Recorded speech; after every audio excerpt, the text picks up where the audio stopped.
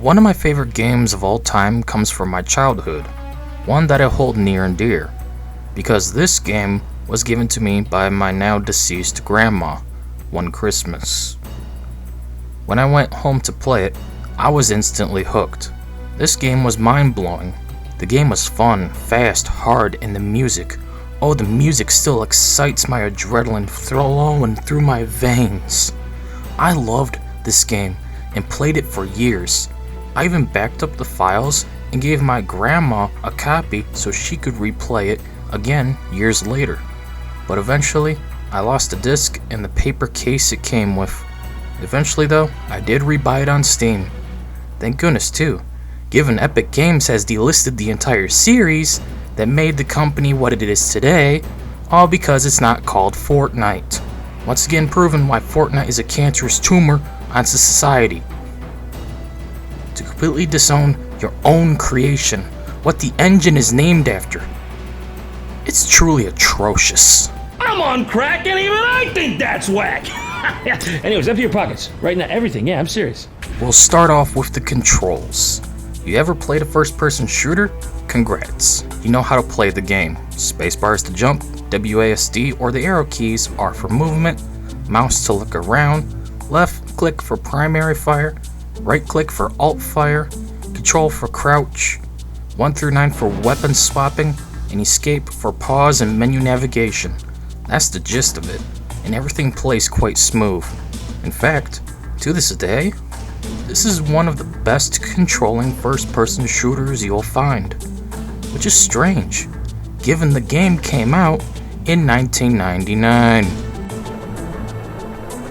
Yes. There are 3 ways to play the game: single player, practice with bots, or online/LAN.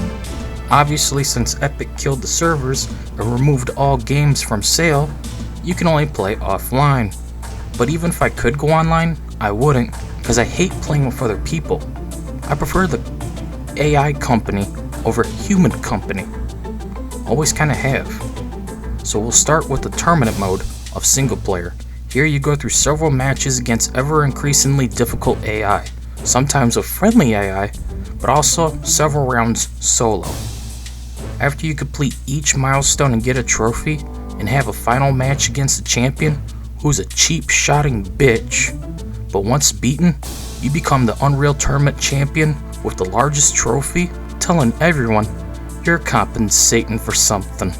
Ha The game lets you customize the experience, from mutators to difficulty to team balance, you name it.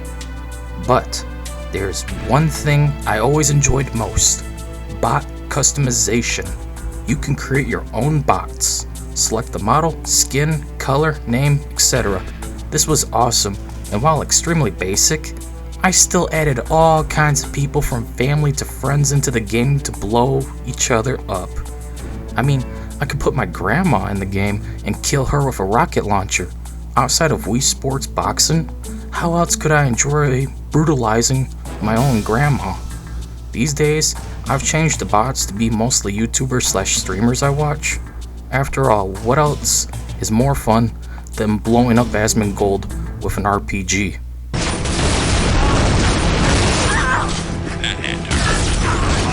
How the fuck did this happen?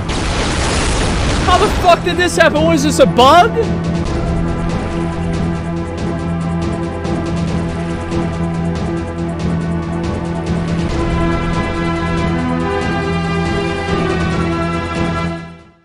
Next, we'll cover the practice mode of the game. Here, we can play against bots with all the control over how the matches play, from map selection, game mode, number of bots, team balance, mutators, you name it. The first mode is classic Deathmatch. Here, everyone is on their own, trying to get the most kills. Whoever reaches the goal amount and or within the timer is declared the winner. Most of the maps here can be played in team deathmatch and last man standing as well. If you want a challenge, then turn up the bot difficulty and numbers, then go into deathmatch for the most chaotic fun you could ever hope to have from a first-person shooter. He ain't lying.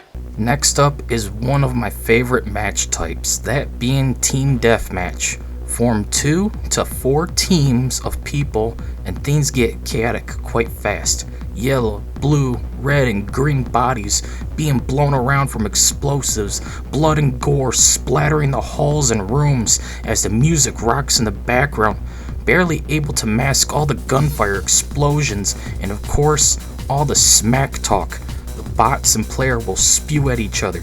Seriously, love the fact the bots can talk in the game. You can even say stuff back, but they don't respond. Kind of a design oversight, really. But that doesn't matter. Just hearing teammates heckle the other team and the enemy AI try to get to you through your words too, this adds to the immersion and makes the game feel more like you're playing with other people and not just AI.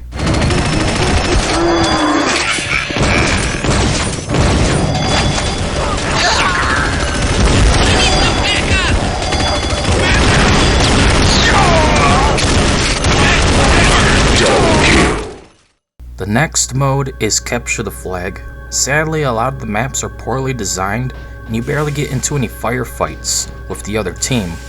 Most of the time is just running around in empty corridors trying to get to their base and take their flag while defending your own. Not all maps are bad, but most are the worst in the entire game. I don't want a walking simulator. I already experienced that with Cyberscam 2020 because the driving was so dog shit. Based. So let's jump into my favorite mode of all in Unreal Tournament history that later games would butcher, that being Assault, where you team up with bots to complete a series of objectives against the opposing team. After each round you swap places from invader to defender and vice versa before moving on to the next map.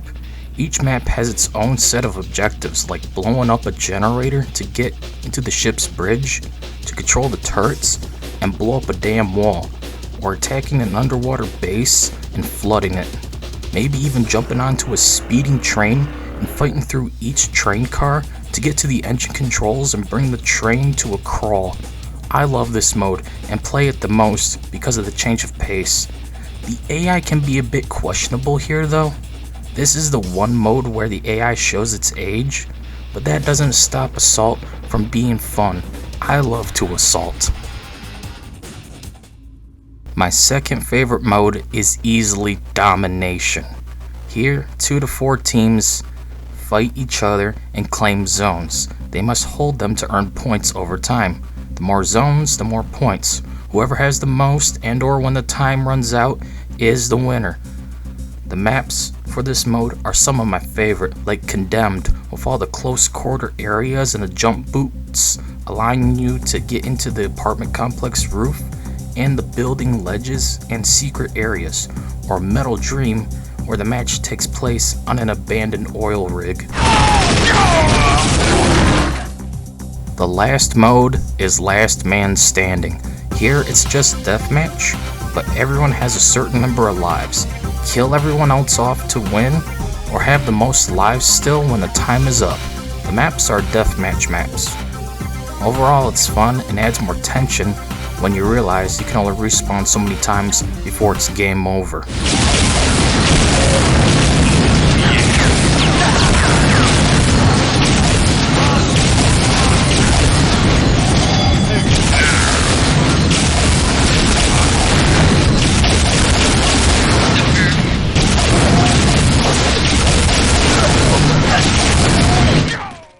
At the end of the day, Unreal Tournament still holds up quite well.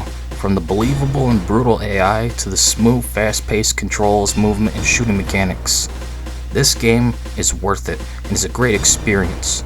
Too bad you can't buy it anymore because Fortnite. Another reason to hate Epic added to the list. Can't wait for Unreal Engine to be rebranded to Fortnite Engine 5. Dear God, what a world we live in today. Hopefully one day, Fortnite goes the way of the dodo. Till then, we shall suffer. But hey, if you can acquire this game, you're in for a treat. Anyways, that's it for this video. See y'all later. I'm going to commit a war crime. I am going to commit several war crimes.